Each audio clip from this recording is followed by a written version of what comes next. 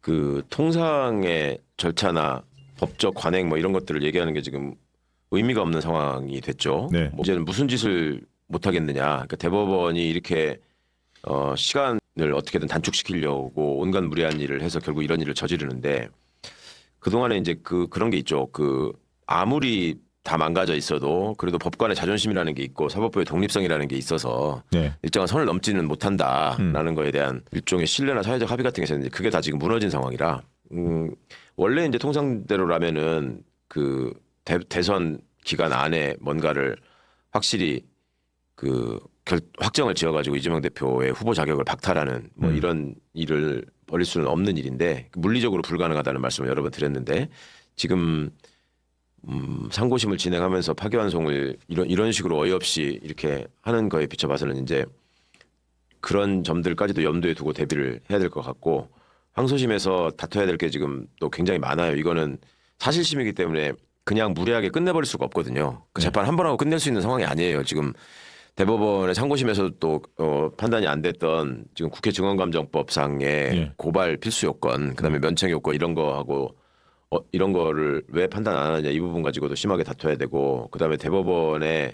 지금 파기환송 사유로 들었던 게 사실상 사실인정에 지금 개입을 한 거거든요. 사실인정에 들어와서 발언의 맥락을 어디까지 보고 어느 부분을 허위로 하고 인정하면서 심리를 해야 될 것이냐라고 하는 거를 직접 건드려 버렸기 때문에 그런 점들에 대해서도 심하게 다퉈야 되고 해서 현실적으로 이거는 6월 3일 안에 그 결론을 내린 거는 원천적으로 불가능한데 그럼에도 불구하고 그냥 또 조이대 미친 짓 하듯이 그냥 미친놈이 하나 나서가지고 그냥 결심하고 나는 선고하겠다. 그리고 바로 내일 대법원 보내가지고 모레 대법원에 선고하겠다. 지금 이런 짓을 할 가능성도 배제할 수 없는. 그래서 제가 지금 사법부에 대한 마지막 신뢰가 이제 완전히 무너지고 있다라는 말씀을 드린 건데 그럼에도 불구하고 이번 일이 가져올 후폭풍에 대해서 이 사법부가 굉장히 후회할 수 있도록 만들어줘야 됩니다. 일단 긴장하게 만들어야 되고. 그거는 이제 국회 역할이 있는 거잖아요. 아니요. 시민들도 여기서 낙심하고 절망하고 지금 여기서 이제 뭐 한탄하고 개탄하고 분노하고 또 누군가를 붙잡고 원망하고 뭐 하는 거야.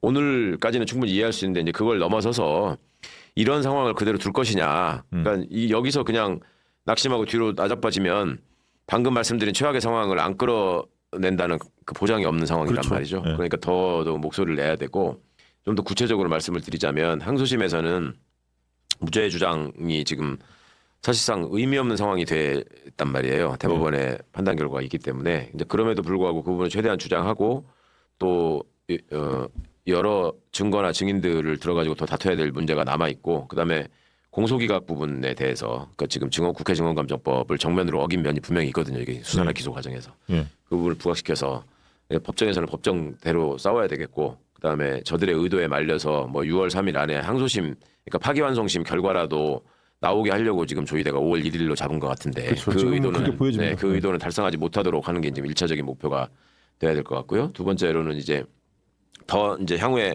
걱정해야 될 측면은 이렇게 해서 결국 파기환송심의 선고 기간이 대선 그 날짜를 넘어갈 가능성이 뭐 90% 이상이기 때문에 이렇게 넘어간다고 하더라도 대법원이 이 사건은 그 대통령의 불소추 특권에 해당하지 않기 때문에 우리가 계속 재판할 수 있다.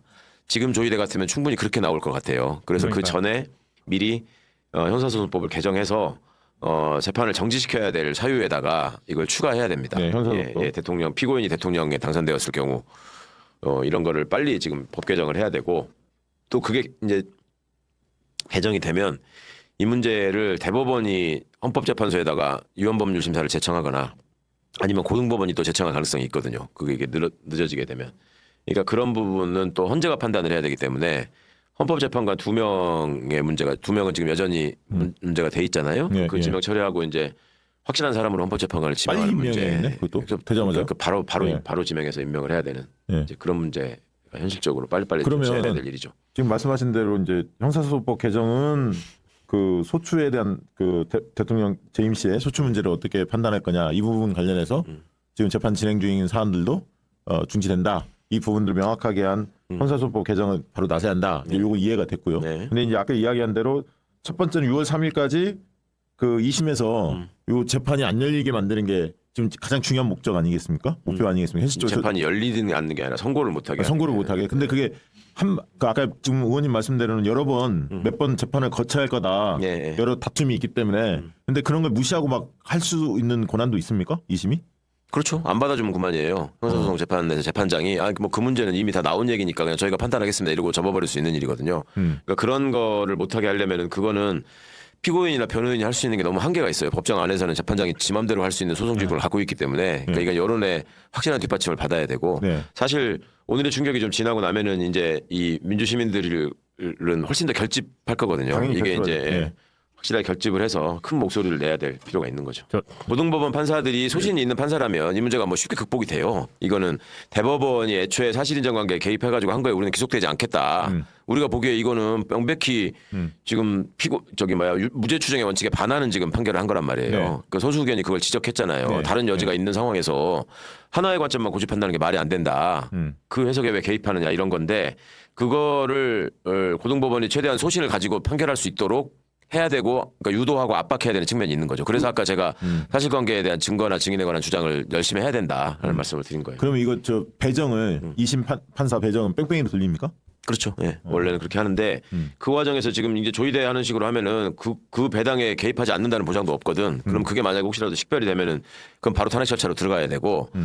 그러니까 이 지금 조의대의 판결 결론에 따르면 그 대법원의 지금 10명의 대법관은 그 내용을 통해서 이건 100만 원 이상 선고해라라는 거를 노골적으로 비쳤어요 지금. 그렇죠. 두 가지 사안에 대해서. 그러니까 그 부분에 딸려가지 않도록 하는 문제가 첫 번째는 이 공소기각을 시켜야 될 애초에 절차 위반이 있다라는 부분 하나 하고 사실관계에 대한 대법원의 판단도 완전히 잘못됐다 이런 부분을 최대한 주장하고 또 그런 결과가 나오도록 해야죠. 통상은 지금 이제 한 30일 대선까지 한 네. 32, 3일 남았는데 통상으로는 그렇게 안 되죠. 통상으로는 완전히 불가능하죠. 그 기간에 항소심을 시작하는 것 자체가 불가능해. 근데 지금 우리가 그 상식에 기대서 생각할 수 없는 게 지금 조의대가 네. 대법원에서 대법원에서 보여줘 버렸어. 9번의 심리만으로 지금 2심 판결을 뒤집어 버렸어요. 그거 자체가 말이 안 되는 거거든요. 그러니까 지금. 그렇게 이제 조의대와 고등법원이 그렇게 무리해서 한다라고 그러면 한 달 안에 그렇게 탁구 치듯이 핑퐁하듯이 고등법원 받아 그래서 한 1, 2주 만에 하고 또 네. 대법원분에서 또 1, 2주 만에 판결하고 이걸 지금 대비해야 된다는 거잖아요. 그걸 막을 수 있는 법은 없는 거 아닙니까? 그렇죠. 현재는 없는 거예요. 그냥 판사들이 일정을 그렇게 진행시키고 싶으면 진행시킬 수 있는 거고. 예. 그러니까 그거를 막을 수 있는 방법은 법적으로도 없고 굳이 따지자면 이제 항소심 재판 기일이 열렸을 때 예.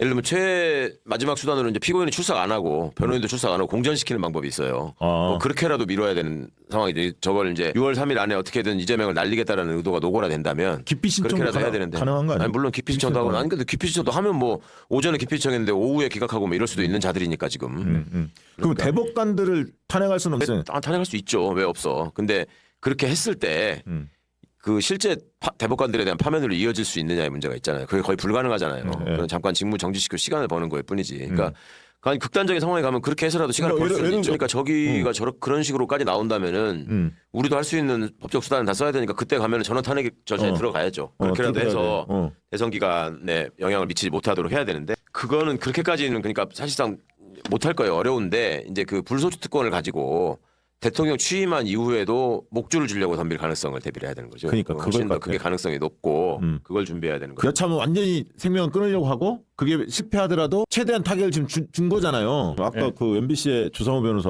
나와서 이야기하는 거 보니까 페이지 자체가 6만 페이지라는 거야. 기록이. 네. 근데 그 6만 수가 페이지를 없어요. 어떻게 읽어보냐고. 그러니까 선입견을 가지고 정치적 판단을 하겠다라고 작정을 하고 덤빈 거야 이거는. 그렇죠. 9번 회의 만에 어떻게 그걸 그럴 수밖에 하냐고. 없고 만약에 실제로 내용을 알고 했다라고 주장을 한다면 그러면 미리 봤다는 거야.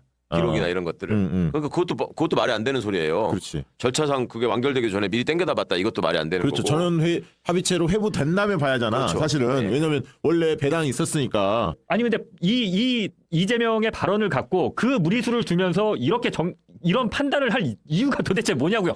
난 이재명이 정말 싫어. 이재명이 대통령 되는 꼴은 못 보겠어. 그렇지. 이거 말고는 그걸 노고라 한 거예요. 도대체 네.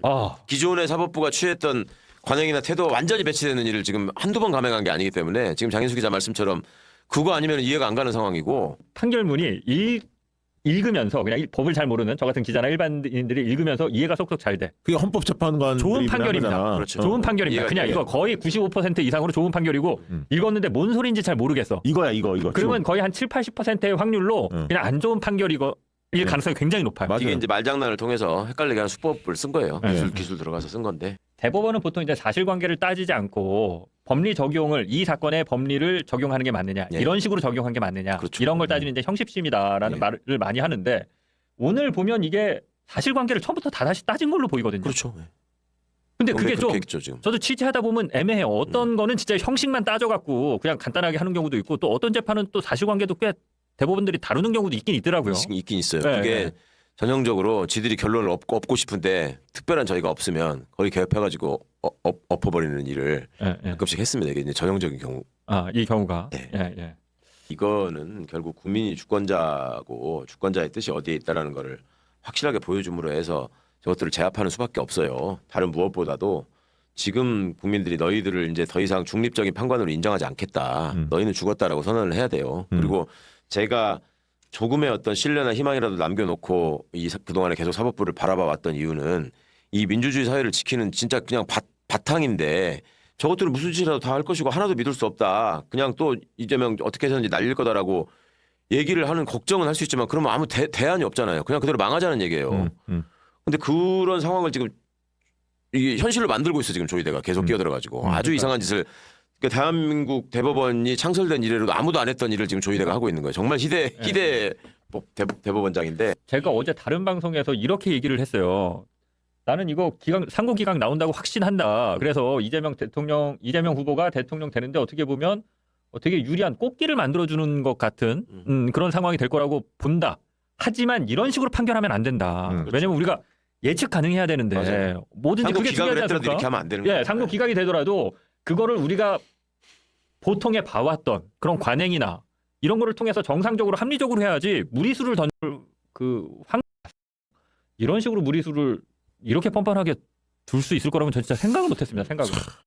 그다음에 그 지정된 재판부가 어떤 움직임을 보이는지를 굉장히 주목을 해야 되고요. 그 전에 미리 지금 이제 형소법 개정을 말씀드렸지만 선거법 개정안도 마련을 해놔야 돼요. 거기에 지금 이 허위사실 공표에 관한 조항 자체를 바꿔버릴 수 있거든요. 그거는 소급해서 적용을 해야 되기 때문에 그 방법도 있어요. 그러니까 마지막에 이제 그걸 가지고 시비를 붙을 수 없게 만드는 방법. 그러니까 낙선자에 대해서는 적용 못한다. 예를 들면 그렇게 할 수 있는 방법도 있고, 그러니까 그런 법 개정까지도 민주당이 이제 준비를 해야 되는 것이고, 지금 오늘 이 결과에 대해서 사실은 국힘도 전혀 예상을 못한 어리둥절했을 거예요. 주진우 같은 놈도 그냥 내가 헛소리하면서 마지막으로 아스팔트 국가한테 떠들어보자 이런 심정이었지.